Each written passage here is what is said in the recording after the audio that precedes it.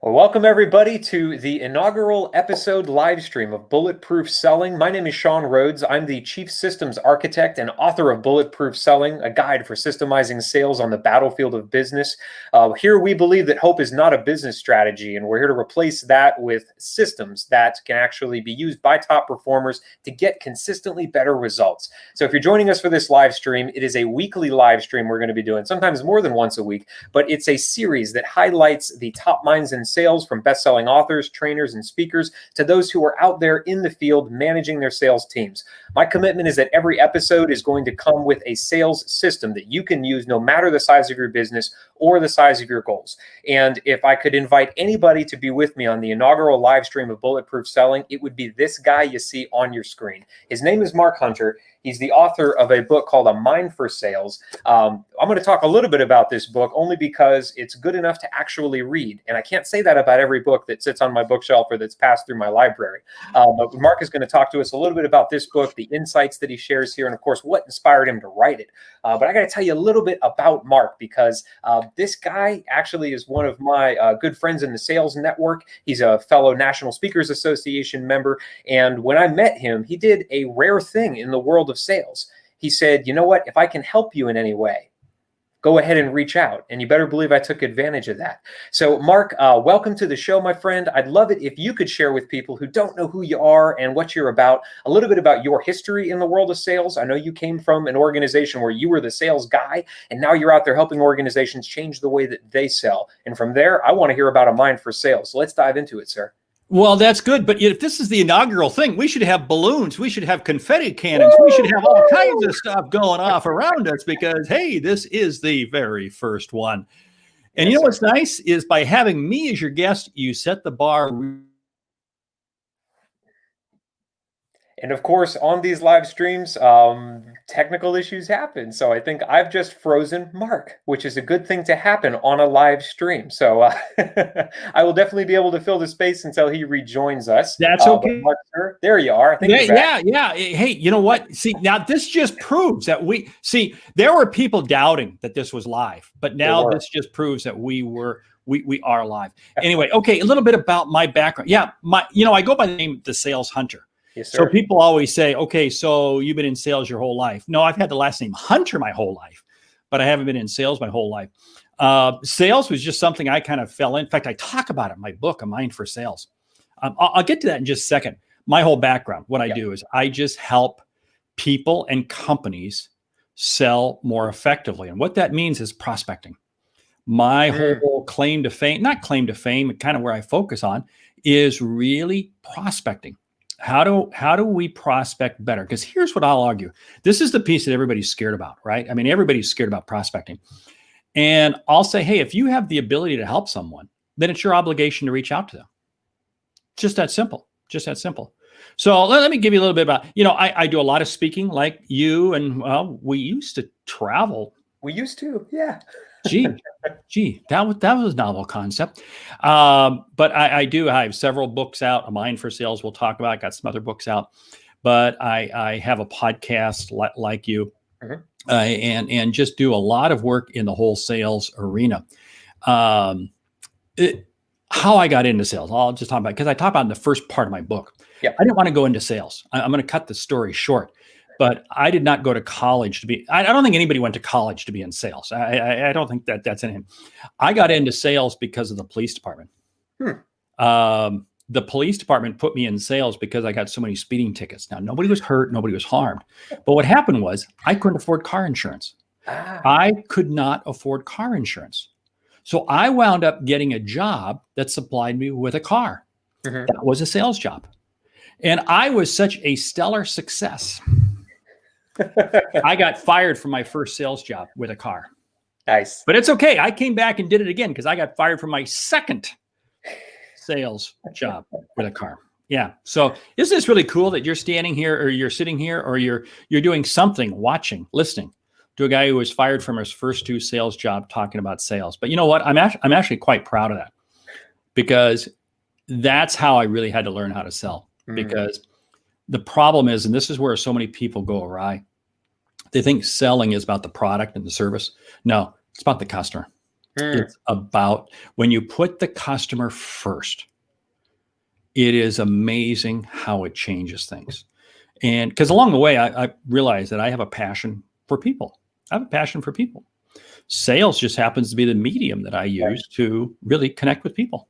So, And so let's talk about a mind for sales. yeah, Something that really struck me about this book is that it is full of tactics. You have another great book out there called, what is it? High Profit Prospecting. high profit prospecting. There you Yeah, go. Yeah, that's on my yeah. shelf over there. I pulled this one I've out got because it. I've got it. I'd say somewhere it's around. it's propping up my other computer here. It is, So yes. I guess I won't grab it right now. Yeah. But what I love this book most for, because it is full of great tactics, but something that really struck me and why it's worth reading for any salesperson is that it is about mindset.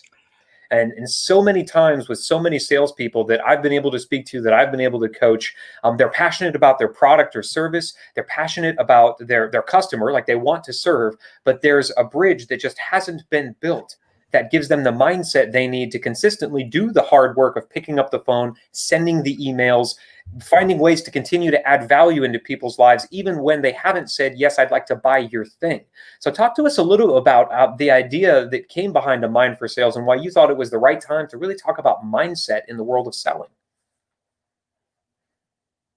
And he froze again, because this is great. I've teed him up for a great question, and the computer froze. So I'm going to tell you why I like the book, okay, until Mark joins us again. So the idea behind the bridge that I got most out of this book was really around the process of taking the time each week to map out what's important, what's most important for me to reach my sales goals. And what that looks like for a lot of us is prospect-facing activity. Mark joined us in the live stream today by talking about, hey, prospecting is really the critical element that so many people don't have built into their processes or their systems. And so what A Mind for Sales really allowed me to be able to do was to take a look at everything I was doing in the world of my own sales funnels, my pipelines, the campaigns I was running, and to be able to do something more, better, differently in the way of actually blocking time to figure out, how do I make this a regular practice of prospect-facing activity? And I think Mark is joining us again. So Mark, let's try to tee you back up, buddy. I'm sure whatever you had to say was really, really good. I'm just, this is so awesome. Hey, okay, so now, okay, why I wrote the book A Mind for Sales. Yes. Go back to my first book, High Profit Selling. And that was all about maximizing price. People said, okay, this is great, but where do I find the right customers? Well, that led me to write High Profit Prospecting. Very tactical book, gave you scripts, gave you everything on how to prospect. But then people said, I can't do it. And I realized it was the mindset. So that's what caused me to write A Mind for Sales. Really what I was doing was I was just following the whole Star Wars thing of doing prequels. That's all I did. These are prequels. Now, the whole idea behind A Mind for Sales is that if your head is not in the game, you're not going to sell anything. And the reason your head's not in the game is because you're not in the customer's head. It is purely, sales is nothing more than helping people with their challenges. That's all it is. That's all it is. And it's taking the time to listen to them, to listen to what they have to say. It's engaging them. And now many times what happens is they don't want to talk to you. I get it. But again, go back to this whole idea. If you have the ability to help someone, it's your obligation. So what does that mean? This is another big mistake, and I talk about it in the book. You have to know what your ideal customer profile is, your ICP. Your ICP. In other words, don't waste your time just going after anybody and everybody. Stay very focused in. Well, people ask me, how do you find your ICP? Well, the way you find your ICP is think about the outcomes you create, not what you sell. It's not what you sell. It's the outcomes you create. And then you say, okay, who are the people that will benefit most from those outcomes? That's how you begin defining who your ICP is. And you just focus your time on those people, which then takes us to the next phase of prospecting.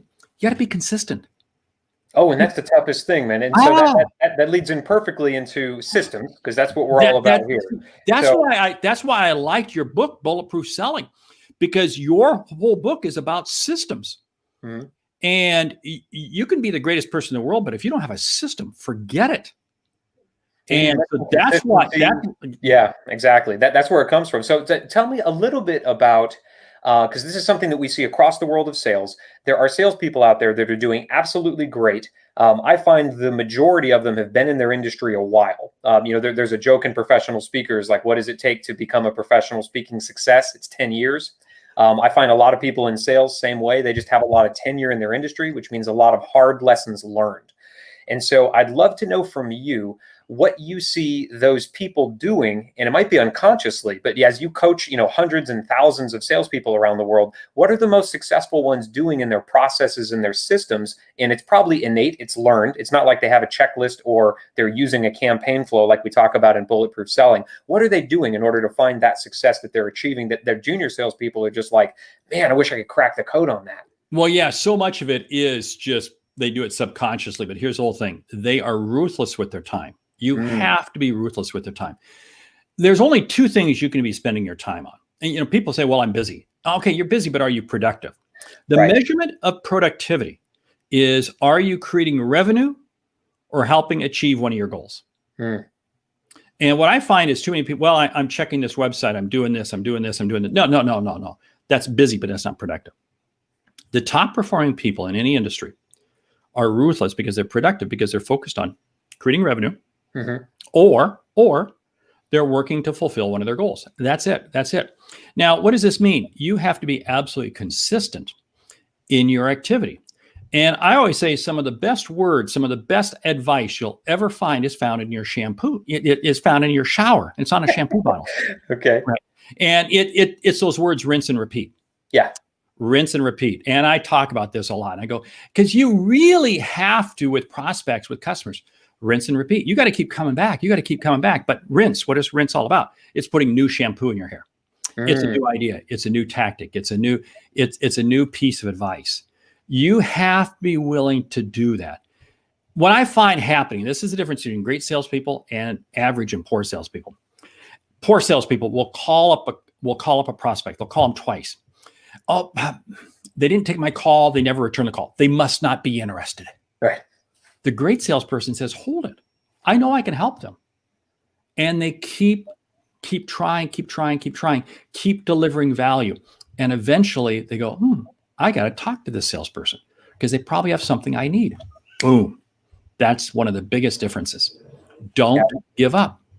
And so that getting that consistency where those senior salespeople are ruthless with their time, and so they either innately or they figured out a process along the way that allows them to be ruthless.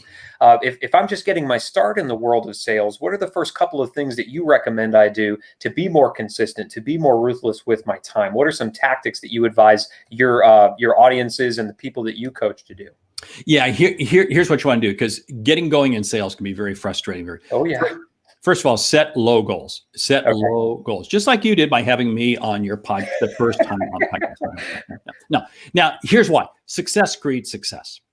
You're not going to be an overnight success. You are not going to be. What you want to do is you want to say, okay, my objective today is purely to find 5 prospects. Fine, that's your goal. My goal today is purely to do this or do this. Set goals that you can achieve. And slowly work your way up the food chain. What does this do? This gives you more confidence. What you're doing as a new salesperson is you're doing 3 things. 1, you're honing in as to what your outcomes are. What are the outcomes? What's the difference that you make with customers? Which is then allowing you to identify who is your ideal customer profile. And you're then creating the talking points. What are the questions that are engaged? What's the information? What are the key pieces? When you get those 3 elements in line, it's amazing what begins to happen. You just begin to scale. The whole key thing where I think a lot of new salespeople are wrong is they think, well, gee, I got to have 100 prospects. I got to have 500 leads. I got to have no. You know what? Give me 5. Give me 10 good ones. Let me spend more time with fewer prospects. You know what? I'll create more sales. Because here's the thing you got to keep in mind. The only good sale is one that leads to the next sale. Right. Yeah. One-off sales just are too much work. They're a lot of work. One-off sales will burn you out real quickly. Oh yeah, I and mean, then in 2020, because I know you survived through that period along with the rest of us, and you helped coach a lot of companies to maintain their success throughout that year. Tell me a little bit about what you saw happening in the world of sales that really shifted the way that people were approaching the way that they sold. That might have worked for 20 years prior, but 2020 just caused everybody to have to shift. What was the shift that you saw? well, in the words of Warren Buffett, we saw who was swimming without a bathing suit because the Mm, tide went. We saw who the charlatans were. Here's what I find: success in sales is really coming down to authenticity, transparency, and integrity. mm, And now more than ever, that is so critical. Authenticity, transparency, and integrity. And really, if you think about it, if you're authentic and transparent, it's going to set the foundation for integrity. yeah. But here's the whole thing. Everybody has a personal experience from COVID. Everybody is in a different situation. Hmm. We have to be able to take the time to listen to that. We have to be able to take the time to hear it. We have to be able to take the time to really empathize with customers like we never have before. We are far more tolerant. I mean, how many times have you been on a phone call with a customer, with a client, and suddenly there's a kid screaming in the background or a dog barking? In You this know, very room, actually, yes. yeah, there you go. Now, a year ago, we would have been all up in arms. Right. Oh, yeah, so unprofessional. Right. That's not, now it's like it's Tuesday. Yeah. We don't really care. You Yeah. see, so I think as a result, we've become much more personable. You and I are both dressed from the waist up. You We hope. probably don't. Well, we won't go there. Well, it's way, I mean, Yeah. yeah. I mean, it's just see, authenticity and transparency is so key, and as a result, we have to be much more accepting of people. So I think what's happened is we as the sales community have learned to listen better. We have really learned to listen better.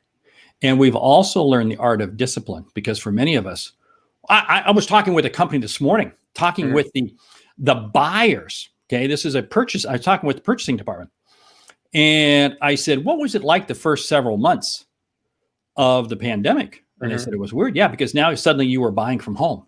Yeah. We talk about WFH, work from home, and we talk about SFH, selling from home. Yeah, Well, they yeah, were buying from home. BFH. They were BFH buying. They were totally out of their comfort zone. Oh, Totally yeah. out of their comfort zone.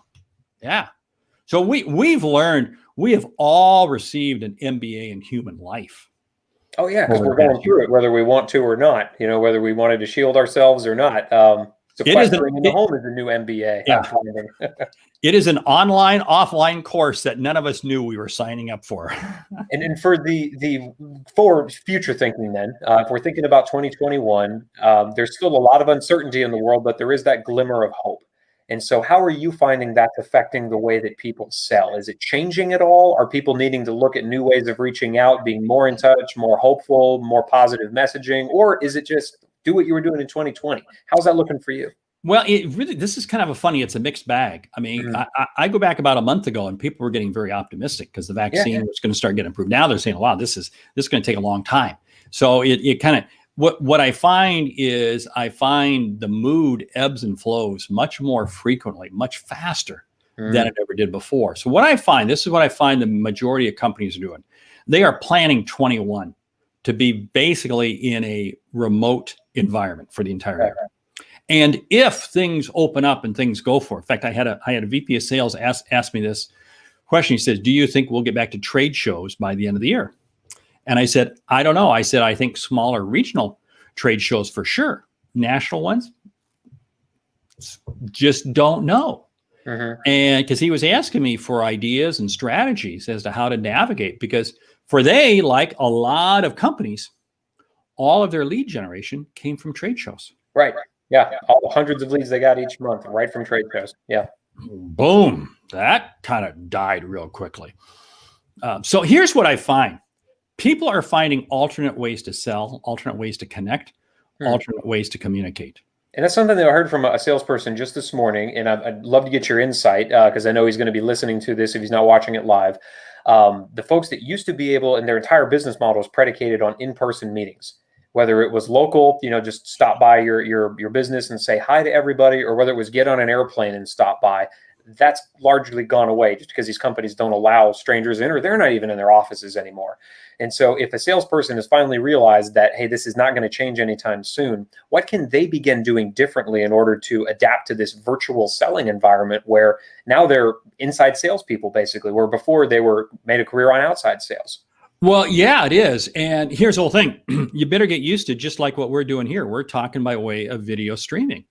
And that's absolutely key. But what I think it also generates up, handwritten notes.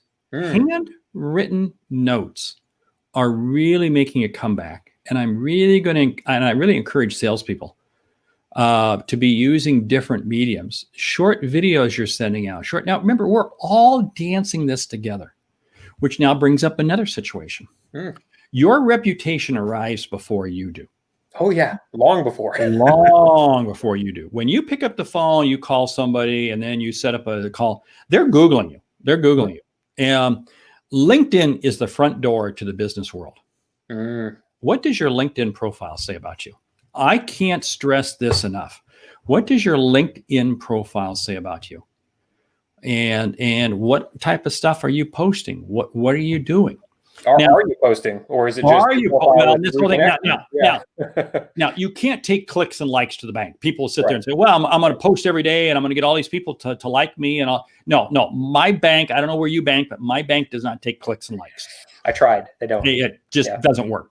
I don't even think Mark Zuckerberg's bank does that. So here's the whole thing. I'm going to spend enough time on social media to create a presence.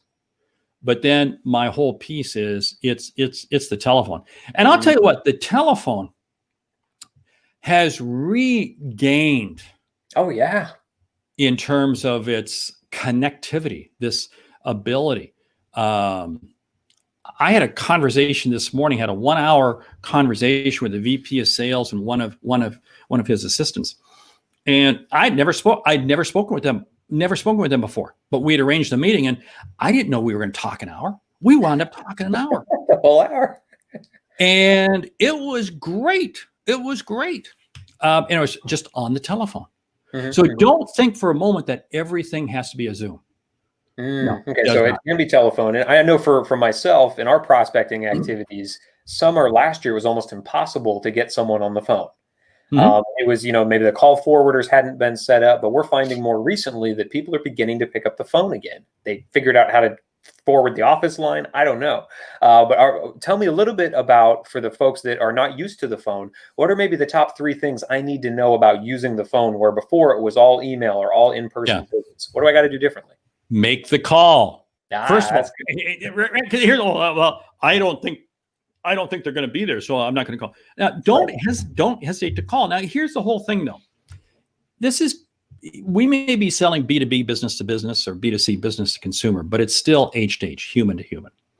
Let your personality come through. I call somebody up and I go, "Hey, I'm looking for so-and-so, or I'm trying this." And the question might be, and I may get them on the phone. For instance, a question that I use is, "Hey, what's the percentage of sales you're having to discount to close?" I love asking that question of VPs of sales. Sure. Or I sit there and say, "Hey, how good are you feeling about the leads and the prospects your salespeople are dealing with?" Those are my lead off. When I'm calling VPs of sales, those are my lead off questions. Yeah. It's not about, "Oh, I have this great training system. Oh, I can do keynote speaking." Oh, no. Nobody cares. Yeah. Nobody cares. I want to hear about their challenges. I want to hear about their problems. I may have done a little bit of research, very, very quick research, and say, "Hey, congratulations on this acquisition. Congratulations on this." But again, sometimes I don't have that. I don't care. Here's the whole thing with every call you make. This is what you have to realize. Your objective is to earn the right, the privilege, honor, and respect to be able to talk with that person again. That's it. And that means adding value to their lives, even if it's just on the phone, right? Yeah, I just want to earn the right, the privilege, honor, respect, be able to talk with that person again. If I do that, then I had a good phone call. Now, there can be now this whole thing. "Well, gee, they yelled at me. Here's the whole thing. Are they yelling at you, or did you just happen to be the car passing through the intersection when they ran a red light? See, many times what happens is I've gotten yelled at. I've gotten yelled at many, many Oh, times. I don't know what happened in their life before I called them. I have no idea. yeah. All I know is I happened to call them and it was time for them to vent. Yeah. Why not vent? Why not vent on a slimy salesperson? Why not? Let's Right. go for it. Yeah. Hey. Yeah. So don't fret it. Don't worry about it because I have yet to see a headline. I don't know. Maybe you have. All the websites I've looked at, I have never seen a headline where the headline is salesperson is mauled or loses an arm or bleeds to death or shot From a because of prospect. making a prospecting call. Yeah, doesn't happen. Doesn't happen. Yeah, and then so as we look to figure out how do we begin to systemize something, because one promise I make to everybody on this is that we are building a system, myself and my guest, and you're the perfect guy to do it with because you got books worth of systems out there that I recommend everybody look into. We'd like to build a system on the challenge you think salespeople are struggling with the most today. So let's start with what that might be. And it may be as simple as picking up the phone. It may be as simple as just being consistent. But what what challenge do you think salespeople that you're hearing from are faced with the most right now? Time management. Okay, time management. Time management is without a doubt the biggest problem they face. And the reason being is because they allow themselves, squirrel. They allow themselves to go down too many rabbit holes. And time management could encompass a lot of different activities, right? There's probably 36 things that we could decide we want to manage our time around better as salespeople. So in your mind, what is the most impactful way to manage your time? Is it picking up the phone and calling? Is it making sure you're adding new leads into your pipeline? For you, what is that? It's don't work off a to-do list, work off your calendar. In other words, what I do is I put it in my calendar.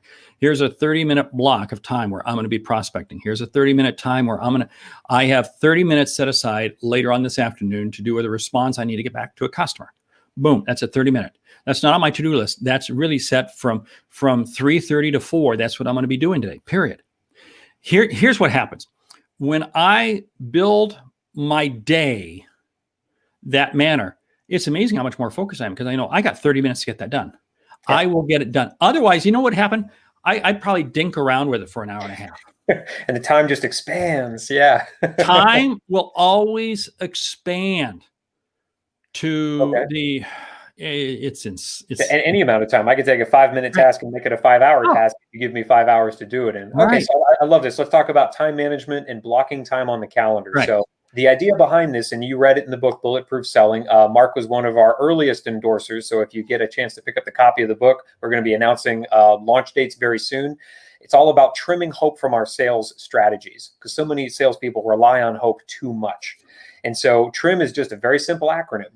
Trigger is going to be the first one we're going to address. So as you're teaching salespeople to block their time better on their calendars, what is the trigger event that lets them now it's time to engage this system? Is it Sunday night? Is it Friday the week prior? Is it the beginning of the month? What's the trigger mechanism that allows you and the salespeople you coach to get stuff on the calendar? Well, just as you talk about in your book, Bulletproof Selling, I talk about in my book, I have 10 things that you do, 5 of them on Sunday night, 5 of them on Monday morning. Mm-hmm. The idea is these are your trigger events because you're setting up. You don't manage your week based off of your to-dos. You manage it based off your goals. Mm-hmm. And one of the pieces that I am very adamant on is every Monday morning, you've got to set aside a few minutes of time to just do a deep dive on your goals. What are your goals? Where are you at on them? What do you need to tweak? What do you need to change? I tell high performers, and this is what's interesting. I didn't come up with this idea. Tom Ziegler, son of Zig, was the one who shared this idea with me. He said one of the things that he's noticed in top performing, the ultra top performing, they do that exercise every day. And that was the next part of this TRIM acronym. So we talked about the trigger. For you, it's a little bit Sunday night, but definitely Monday morning. Stopping in to check in on what I need my week to look like based on my goals. So the R in TRIM is repeatable. And that means where does this thing live outside of my head? Because I know that if I pick up your book, it's outside of my head. I can go to that page where it talks about how do you block time each week and get that done. So where do you recommend people make this repeatable for the salespeople out there listening? Is it a checklist that they develop to match their goals against? How do you ensure that that's repeatable so I don't have to think about the 12-step process to block my calendar each week? Yeah, well, because this is what you do. I mean, 5 of the steps I talk about, you do Monday morning. You actually do every morning. See, there's a line I love to use. Tomorrow begins today. In other words, I never end today without knowing exactly what I'm going to do tomorrow. Mm-hmm. And it's not built around to-dos. It's built around the outcomes I want to achieve. Mm-hmm. And for instance, today I had a couple of goals that there were a couple of client projects that I want to close. I want to get payment on them. I want to get payment on them. And everything I've done so far here today, conversation I had this morning, thing I'm going to have this afternoon, is geared around to make sure that, you know what? This afternoon, there is money being transferred. That's right. And so what am I doing there? See, I'm focused in on, is it revenue producing? Mm-hmm. And oh, by the way, is it helping me achieve my goals? Yeah. Double win. Happy dance. And for you, do you maintain that in a list somewhere that you just, take out to use as a guide? Yes. I have I'm absolutely adamant in terms of, I have all my goals broken down, exactly what bucket I want where and what time frame. In other words, here's where so many, and this is again where what I like about your book. So many salespeople and so many people in life, they will set goals. Setting goals is stupid. I just said that. Setting goals is stupid unless you create a process to achieve them. That's the whole premise. See, so I have these goals, but I have a process, very deliberate process to achieve each one of them. I mean, not only am I a salesperson, but I basically run a company and I've got people who work for me. Right. And we have a number of things, I set some team goals, but there's a process. And each one of my people know very specifically, this is what they have to do. And then, so the trigger we got, the repeatable part we got down, the I in trim is improvable. Because if we just have a process and we keep using it for 10 years, we better hope the world doesn't change around us. And as the world changes, our goals change. I know for me, I had a revenue goal in 2020, and I had to back that up a little bit based upon the reality that I was seeing. So for you, how do you make sure that this process of time management and time blocking is improvable? Is that a review of your goals on a certain time period? Do you look at it every week and figure out, how do I hack my time better? Talk to us about that. Yeah, I am always looking. Each week I go back through and I say, what can I do to improve my process? What can I do to improve my process? There's a concept I call 1% CIM, 1% continuous improvement model. In other words, each week I'm going to improve my process by 1%. What's interesting is there's a book out right now, Atomic Habits. Name's clear. Yeah. And Atomic Habits talks about that. Now, he's no. I don't care. But he really talked about this, and it's just, you have to be in this art of continual improvement. And again, this is something I see in great salespeople. They are always changing, always improving. The types of emails I send out today are dramatically different than ones I sent out 2 or 3 years ago. Oh, I hope so. I mean, the voicemail, everything I do is so much different. Yeah. I love it. And then for the final M in trim, it's measurable. So trying to figure out, is this helping me achieve the results that I want to achieve? And that comes in 2 flavors, really. One is, how do I know it's being used? So if you require your teammates to go through the same time blocking process, how do we know that they're doing it? And then the second piece is, what tells us that this thing is working to help us achieve our results? So if we talk about time blocking, a half hour for calls in one day and a half hour for calls the next day, or whatever that looks like, how do we know that it's being used, and how do we know that this is actually working to get us where we want to go? Yeah, I want to throw some water on that, and I want to help it grow. Here's the whole thing. Just because you can measure it doesn't mean you should measure it. What I see happening, and I talk about this in my book, and you talk about it in your book, too many times we measure the easy things. I see a lot of solopreneurs. We probably have a lot of solopreneurs watching this, listening to podcasts, so forth. And so they measure how many connections they have on LinkedIn or Facebook, or how many who gives a rip? Who cares? Measure what is important. That's what I want to be measuring. Measure what is going to move the bottom line or the top line. That's what you want to be measuring. So I don't sit there. Years ago, I used to have, I probably have 50 different things I measured. And I realized that was stupid. That was dumb. You want to have 4 or 5 key metrics. And if you look at top performing companies, the leading organizations, leading sports teams, also same thing. They will have just a small group of numbers that they're measuring, small groups of things that they're measuring, but they know those are the pivotal ones that move the dial. Mm-hmm. Love it. Love it. And so as we wrap this up, obviously Mark is a wealth of knowledge in his books, in the podcast that he runs, in all of the stuff that he's putting out there on social media. So if you haven't followed Mark, make sure you're doing that. Now, Mark, where can we learn more about you, your company, and the great work that you're doing? Well, the best thing is it's thesaleshunter.com. That's the website. Mm-hmm. And yeah, like I said earlier, I've had that name my whole life, but thesaleshunter.com.